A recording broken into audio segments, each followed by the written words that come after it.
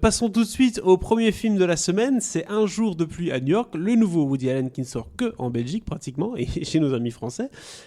Film dramatique, pour changer.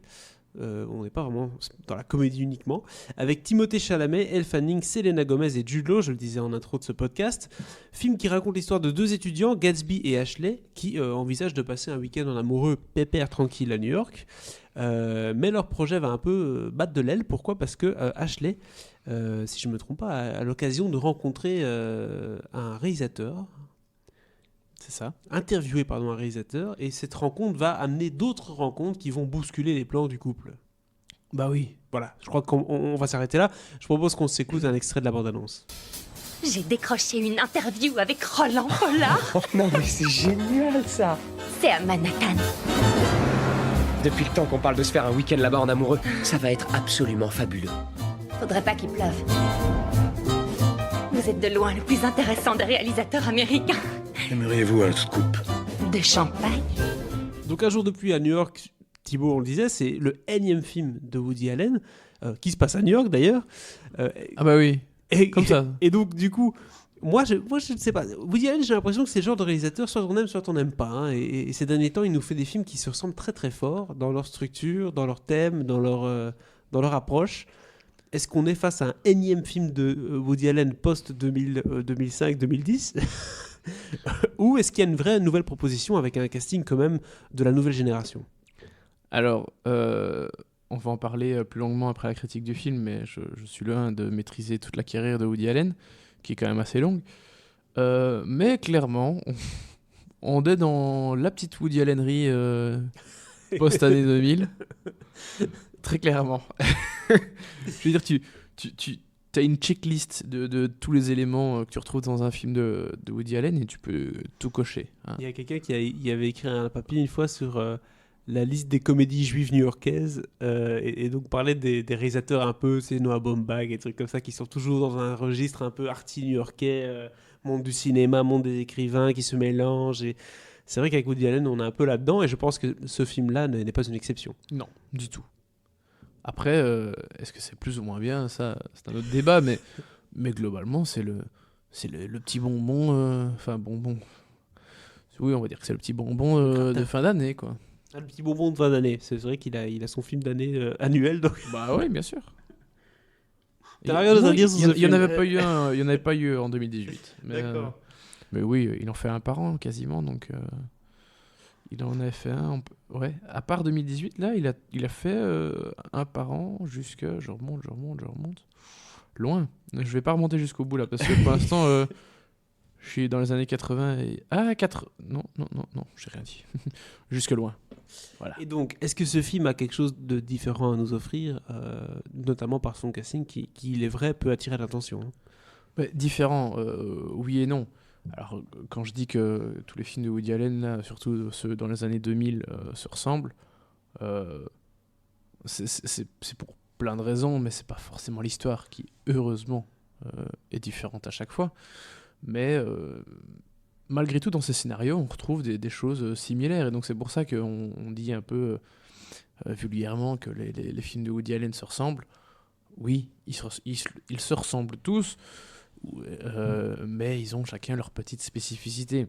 Et donc c'est évident que cette histoire-ci est une nouvelle fois différente des autres, mais tous les éléments de langage, les éléments de mise en scène et autres sont tous bel et bien présents.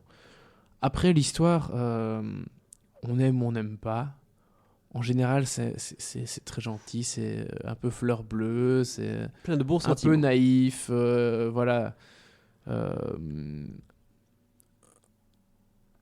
Et c'est gentil, voilà. C'est gentil. Tu as du mal là quand même. Mais non, mais c'est ça le problème avec des gens qui font tout le temps la même chose en fait. C'est dommage parce que j'ai l'impression qu'il a plus grand chose à dire et du coup, qu'est-ce que tu veux qu'on ait de neuf à dire sur un type qui se répète ? C'est un pessimiste qui a toujours une vision un peu. Enfin, jamais très optimiste de la vie. C'est logique, je viens de dire qu'il était pessimiste. Oui, c'est pas mal. Mais c'est comme ça depuis les débuts. Tu regardes Annie Hall, il n'y a quand même pas beaucoup d'optimisme là-dedans, quoi. Non. Et tous les autres films, c'est pareil. Et c'est des petites rencontres, des choses qui se passent pas comme prévu, et puis des nouvelles rencontres et des péripéties, et un générique par ordre alphabétique avec de la musique, avec du jazz. Et voilà, et Oh mon Dieu. c'est la même rengaine à chaque fois. Alors après, ici, celui-ci, je le trouve mieux que le précédent, qui était Wonder Wheel. Je le trouve un peu moins bien que Café Society. Enfin bref, je vais pas comparer c'est tous les aussi films de encore Woody ça. Allen entre eux, mais le problème, Woody Allen, je trouve que dans les années 2000, il a fait quelques trucs sympas. Enfin, il a fait 3-4 très bons films, des trucs passables, et il a quand même fait 3-4 très mauvais films aussi. Mhm. On en parlera après dans le Et top là, et on flop. est plus dans le passable, limite moins bien. Et c'est dommage, mais c'est Woody Allen, on sait à quoi s'en tenir. C'est c'est le nouveau Woody Allen. Il y a vraiment pas grand-chose à dire dessus. C'est dommage parce que ça fait plaisir de le voir retrouver New York quand même. Il avait un peu délaissé New York. Il était plus venu en Europe. Europe, il était allé, notamment, ouais. il était allé à San Francisco, si je dis pas de bêtises, pour Blue Jasmine. Il était retourné un peu à New York, hein, mais globalement, ces dernières années, il a délaissé New York. Donc c'est assez sympa de le voir revenir là-bas. Il y a toujours des scènes un peu sympas, hein. Je trouve que le couple, le couple, c'est pas vraiment un couple, mais il y a deux duos. D'une part, Timothée Chalamet et Elle Fanning, et de l'autre, Timothée Chalamet et Selena Gomez. Il y a un couple dans l'histoire, et l'autre, c'est pas un couple. Mhm. Et je trouve que globalement, ces duos fonctionnent bien. Mais voilà, c'est tout, quoi. D'accord. Et la question que beaucoup de gens vont poser, Timothée Chalamet, est-ce qu'il confirme son statut de star montante? Il fait le petit BG qui chuchote toujours autant. Il a du mal à Tout le monde reste dans sa case. parler, Ouais, c'est ça. avec un volume normal, hein. Oui. Bon, voilà. Mais vraiment, il y a des moments que j'ai beaucoup aimé, mais Tu n'en retiendras pas dans grand-chose. un truc tout prêt, bien emballé, voilà quoi. Et c'est le bon. En fait, c'est le truc que t'aimes bien et que t'as bouffé tellement de fois que à un moment t'en peux plus, quoi. Mhm. Ou... C'est la soupe de ma grand-mère le dimanche, quoi. C'est un peu ça. C'est ça. C'est ça. Donc, Quoi qu'on aime bien, les bons, les bons petits plats ouais. du dimanche. Ouais. Donc voilà, un film à voir par temps de pluie, sans doute. Comme son titre l'indique. Ouais, c'est peut-être pas plus mal que Amazon ne le sorte pas. Pardon. Ok, bon, Non, mais écoute.